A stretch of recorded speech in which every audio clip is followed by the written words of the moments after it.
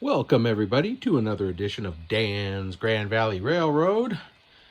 So this week we're going to do something just a little bit different. We're going to take a little bit of a break from working on the buildings and the lighting that I've been doing and the roomettes, and we're going to do a little bit of scenery, and by that I mean not ground cover and stuff, but we're going to actually do some background scenery. So I'll explain that in a minute. I just wanted to show you here the last building that we put the roomette in and that we lighted is gone. It's on loan to neighbor Mike. He's doing some 187 diorama work, some forced perspective photography, so he asked to borrow that lighted building. And since I hadn't run the conduit down through and attached it yet, it was perfect for him to be able to borrow. That one is attached, so I can't really move it. I did a little bit of jostling around of the buildings because that last one that we did had a room in the back corner here. So I figured if it was on this end, we'd be able to see that back corner. Now for this building, when I get around to the roomette for it, and subsequently any other buildings that I do roomettes for, I'm going to adapt them so that they're only showing on the front, because it's a waste for this layout for them to be in the back, with the exception of maybe anything that's over here that you can see from back that way. However, if you'll notice, let me get a wider shot here of the layout. I pushed it back closer to the wall back there where the scenery is. And that's only a problem if anything happens along that back wall that I can't get to. I may have to just pick it up and move it out so I can get to it. But I do have this access panel here. Remember where the winter scene is in there. I can get to a lot of stuff from there.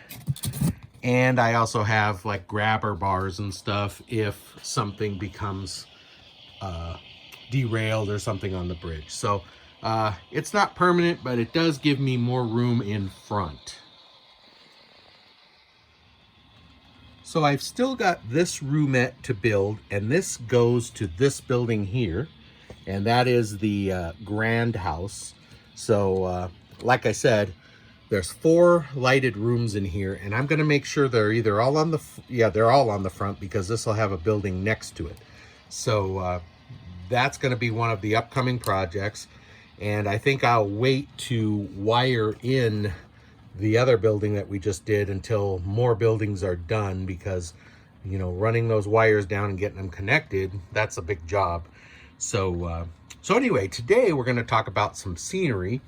And I went to the train store yesterday up in Arvada. It's Rocky Mountain Train Supply. And I picked up some background scenes, 2 of them to be exact, that will connect to each other. And I'll show you those in a moment, but I'll show you what my idea is here for what I want to do. So basically, whenever I'm doing photography or videos, it's always in this direction with this background. You know, I can get some lower shots like this, you know, and I've got the mountainous background back there. But what I can't do is this way. So anything with a camera perspective back there or behind the bridge looking this way, we've got nothing on the other side of my yard here except my basement. And, you know, a lot of times I'll put a screen here so that you don't see my basement storage and mess. So what I did was I picked up some background scenery that's going to be about this high, and I'm going to install it from this corner to, it'll come to about here. It's 6 feet. The 2 panels together are 6 feet. And I'm going to attach them to the front of this little shelf here. Now it's got to be temporary, because as you know, this is where I, you know, run my operations. I have to be able to flip switches and stuff. This is only going to be temporary for any kind of scenery looking this way. So In order to install these little scenes here, I bought some poster board, and I've got some furring strips and different pieces of wood that I'm going to use, and we're going to attach it here. But what I want to do is be able to set my camera down here and get some shots this way of the street, the vehicles, the traffic signals, the gas station, the park, you know, stuff like that with this background. So I'll show you the background here. We'll go upstairs. We're going to be doing a little bit of work in the shop upstairs to get the poster board cut and the pictures mounted to the poster boards, and then we'll come down here and attach them. So that's what we got going on today. All right, so upstairs here, these are the backgrounds that I chose, and each of them are, I think they're 2.5 feet, and there's 2 of them here, and they go together, as you can see, so they're a matched set, and they'll join together there. Now, of the choices I had at the store, the 2 that went together that would fit my layout best were of this mountain here, and I think they'll go together the other way. So we have our choice as to how we want them to come together.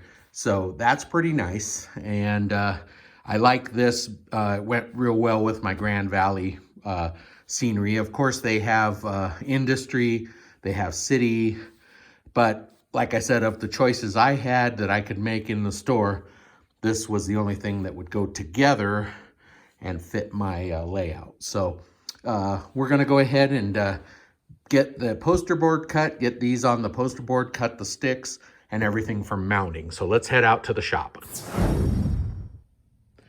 All right, so out in the shop, I've got the 2 layout boards here, and then I've got some furring strips that I've had laying around.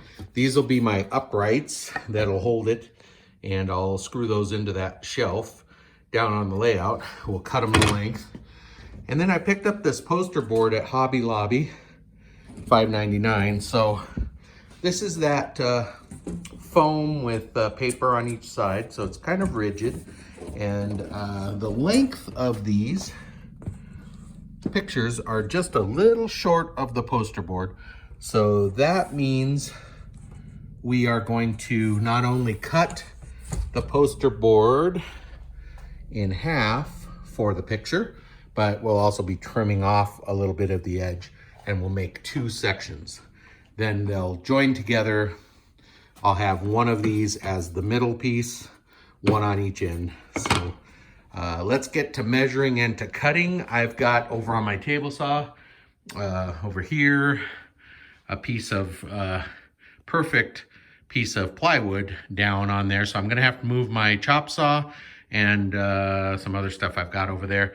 Then we'll get over there and get it laid out so we can start cutting. I've got a nice steel straight edge, and we'll get a nice brand new sharp razor knife, and we'll go for it. And before I get cutting, I wanted to show you who makes these backgrounds here. It's Realistic Backgrounds, and there's a web address, realisticbackgrounds.com. So the pictures themselves are 38 wide by 13 high. So we're gonna go cut that poster board now. Over here, I've got it laid out with my straight edge, and we'll cut those 38 by 13. So the first cut we'll make is 26, and I went just a little more, so about 26 1/8, just to leave about a 16th. By the time we split the board, it'll be 13 and about a 16th. But just to give myself a little room for error, we're gonna cut it at 26 1/8, and then we'll split it again, and then we'll cut the other side. Okay, getting ready to cut the 13 1/16, so it'll cut it in half. Notice I clamp down the straight edge so it doesn't move on me, and I'll just go ahead and score that a few times and cut it, and then we'll cut the length. Okay, I'm all set to make the cross cut to make the length 38 inches. I've got these clamps here. It's not ideal because it's gonna block me. I'm gonna start on this end, move this way. when I get here, I'll move that clamp, but I should be almost done by then. Okay, I've got them cut and I test fitted the pictures, and now I'm going to coat the backs of the board with the 3M Super 77 multi-purpose adhesive. That's like a contact cement. So you spray both panels, we'll spray the back of the pictures, and then we'll let it dry, and then we'll apply. So I'm gonna do that now. I've got one little piece of tear out right here, but not a problem because I'll put the picture over that and you'll never see it. That'll be the downside. So any place that I had a little bit of tear out or anything that wasn't perfect, that'll be the downside, because I'll be able to hide it behind the lip of the shoulder where we're going to mount it. So let's get that sprayed on and then we'll get the pictures mounted. Okay, getting ready to do the pictures.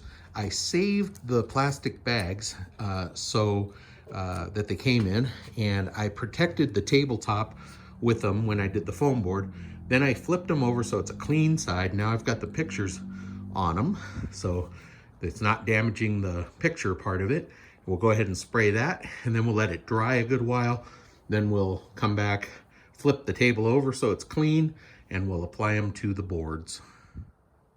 Okay, while we're waiting for those to dry over there, we're gonna come over here to the bench and we will cut our furring strips to length and get them measured up and cut. And then what I plan to do is attach them to the boards, the foam boards over there, to the sticks here first. That way the staples will be hidden behind the picture. Then I'll attach the picture. So let me get these cut and ready to go. And then hopefully that glue will dry. It's about 32 degrees out here right now. We've got a snowstorm moving in. It should be snowing in about an hour or so. So I am freezing out here with that big door open. So I'm hoping that glue's gonna dry okay, and everything will attach. But let's go ahead and go for it, and we'll get ready. I'll get these cut, and we'll get the staple gun, and we'll get ready to go. So I've decided the sticks should be 15 inches long. The boards are 13, and there is a 2 1/4 inch height from the bottom of that little bench to the top of the lip where the yard is. So that'll give me a 1/4 inch less. So the tops of the sticks will be about a 1/4 inch down from the top of the board. So we'll go ahead and take these over to the bandsaw, and I've got it all set up, and we'll just make these 15 inches. All right, I've got it, the sticks mounted to the poster boards on the back side, as you can see. So now we're gonna take it downstairs and test fit it, see how it's looking, and then we'll attach it, and we're gonna move that connector for the track power. But other than that, we should be good to go. So let's take it downstairs. All right, downstairs, here it is. And I've just got it sitting here. Don't want to bump it too much, but I think I'm just going to put a little screw in here, a little wood fastener, just enough to hold it. I don't want it to be too permanent. I want to be able to take it down so I can run trains on this side. So you can kind of see how it looks on this side. I'm just going to put a couple of screws in here into this wood that's right behind there and call it good enough, and can always take it down. If it becomes a problem, then I can change it out. So let me go ahead and attach that, and then I'll pull it away from the wall so I can get over on that side, and we'll get some shots of how it looks from that end. All right, so here it is with the background installed. And if I'm careful with the camera angle, you don't see the basement storage back there. Looks pretty good. Looks like there's another valley off that way, and I can do a lot of stuff. Now, I still have my window right there. I could put something along this edge, which I might do at some point too.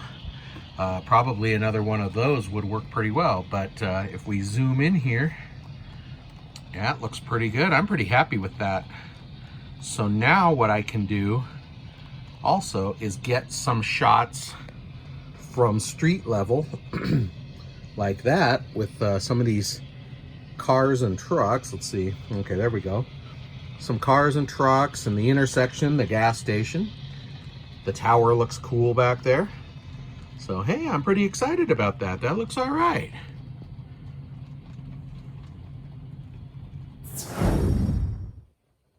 All right, I also wanted to show you guys some of the stuff I picked up at the train store yesterday.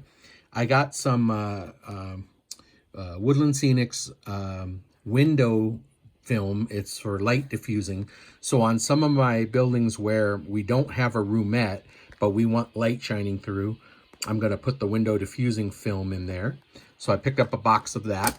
And then because I'm on to the lighting project now, I got another expansion hub, and that'll allow me to go to 4 more light hubs from here. So that's going to be nice. I have a light hub over here that I was going to use for the new building, but bought another one. So for this next building that I'm going to do, this one here, so I'm all set with a light hub for that. So got that and good to go. Oh, let's see. I also picked up some extension cables.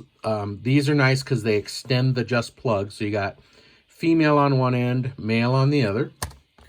And then I got some connecting cables, which are male on both ends for connecting the light hubs and the expansion hubs. So got a bunch of the Just Plug stuff, so I'm all set for lighting when I get ready to put it all in there. So, and then I just wanted to mention, coming up April 2nd and 3rd, there's the Rocky Mountain Train Show. It's at the National Western Complex in Denver. It's on Humboldt Street. I'm going to be there on April 2nd. It's from 10 to 5. I'll probably be there 11 to 3 or something like that. So if any of you guys are planning to go on Saturday, April 2nd, let me know, and we can hook up there at the train show. That would be a lot of fun to meet some of you guys. So definitely leave me a comment, and as it gets closer, I'll be talking about it again. So just wanted to mention that. All right, well, that is all we have time for this time. And again, I'm thinking that backdrop came out really nice. I'm really liking it, and it really expands the layout off into infinity there. So that's really nice. It's going to allow me to get some pretty good shots. So, well, thank you for watching. Thank you for all you new subscribers. And we'll be back with another video next week. Take care, and God bless, and thanks for watching.